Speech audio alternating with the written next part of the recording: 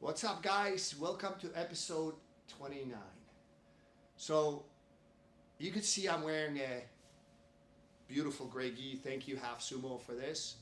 I believe this might be my favorite gi right now, but I cannot wear it because my school only allows black, white, and blue gis. And I can't wear it for filming because I'm blending in with the scenery. So, that brings me to today's topic, invisible jiu-jitsu. You get this, huh?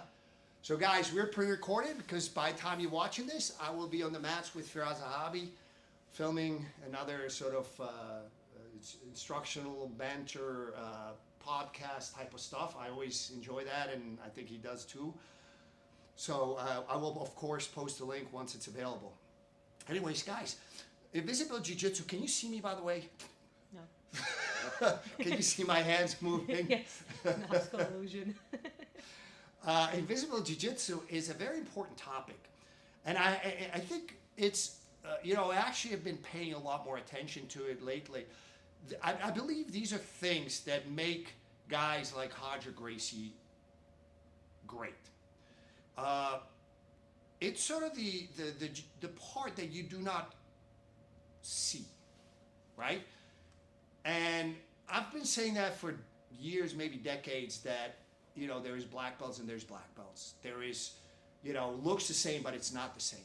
Again, it all goes back to the invisible jiu-jitsu. And I believe one of the things, you need to either feel it, which is a good case for you to go to classes or seminars, or have it explained in a detailed way that you can understand and can experiment with it. This is where I come in. I hope I do a good job with the detailed explanation. So even our viewers in Malaysia and Japan and other parts of Australia and we literally have viewers around the globe. Guys, again, this brings me to the app. We try to do 5 to 10, 15 minutes, usually go over 10 minutes on the YouTube, and then the app has a more detailed explanation, guys. Especially things like this, you do need to have a more detailed explanation. You cannot get things from a reel. And again, we offer free 3-day trial, so you could play around with it. Like if you like the organization and the instruction, then you could subscribe to it and buy it and so forth. If you don't, then you don't.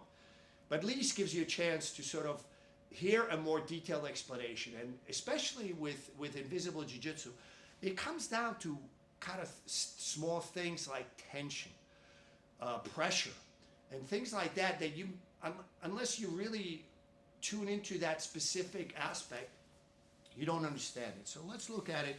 So one of the things from split guard is, so a lot of times when I'm in this position and I go into sort of possible entry in split guard, if I don't control this hand, which a lot of times you cannot control, Sean can shove this through, and now I need to use this leg to hopefully reset. But the opportunity is gone. And if I don't, if Sean beats this, he's passing my guard. Okay? Now we come to clear this.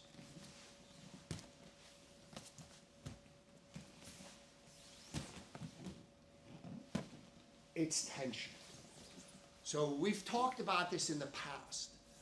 When you get your grips, activate them. That's what I mean. Put tension, especially to the important grips. A lot of times people get grips and they're not using them. What they're doing is just, placing their hands in a specific, or feet in a specific place, but not using them. So this is a great example of invisible jiu-jitsu. Another great one is, give me your back, Sean, please. And turn to the camera. So I've been teaching this a lot at my seminars, because this is an important aspect, and this has sort of very basic implications, but also very high level implications. So when we do a clean rear naked choke, right? Which part of your arm has the tension? People I'm squeezing, I'm using a lot of power. Does Sean look distressed? No. Okay? But I'm using a lot of power. Why? Because all that power is spread between like literally this circle. That circle doesn't matter. What matters is that power needs to be put into the place where it needs to go, which is, in case of constriction / chokes, it needs to go on the carotids. So let me focus that. And by the way, guys, this is a concept. And again, it comes down to invisible jiu-jitsu, but it's a concept because this changes. I have a clean one right now.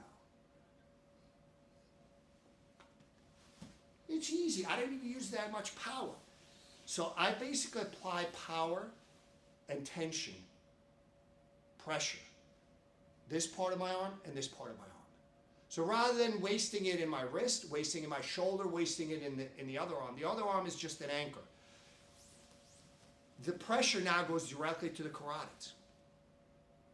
Now I'm going to throw a monkey wrench in that.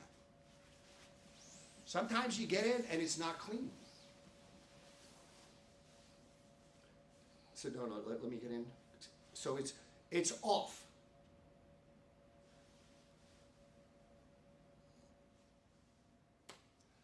So this time it was off. I activated the part of my arm where his carotid is. It's this part. So no longer this and this.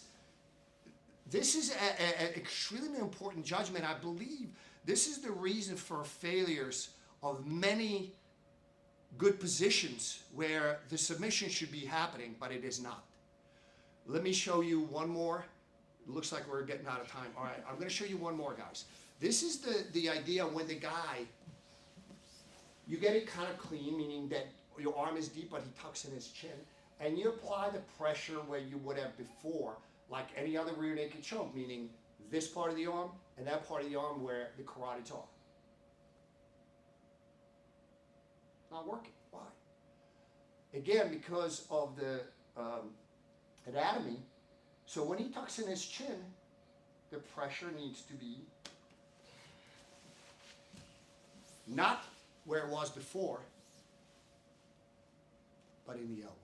That's when I apply the greatest pressure. So some of the stuff you can figure out on your own, your teacher hopefully can tell you. I can tell you, again, by the app. But some of this stuff you need to experiment. Because this concept is present in all constrictions, and including arm bars too. Where do you apply, how do you shut down the angles? So it's present in all aspects of jiu-jitsu. You sometimes need to be told, and sometimes you need to experiment, because if you figure it out when that entry is clean and it works, but if you apply the pressure in the same parts of the arm, it doesn't work when it's not clean or when the angle is off. I had one of my black belts, long-time black belts. I taught this, especially with ruler team. That is one of the most important. This concept, guys, will help you get it versus not get it. He told me that before I taught this class about where do you activate the pressure on constriction, he used to lose it pretty much every single time. Just couldn't understand why.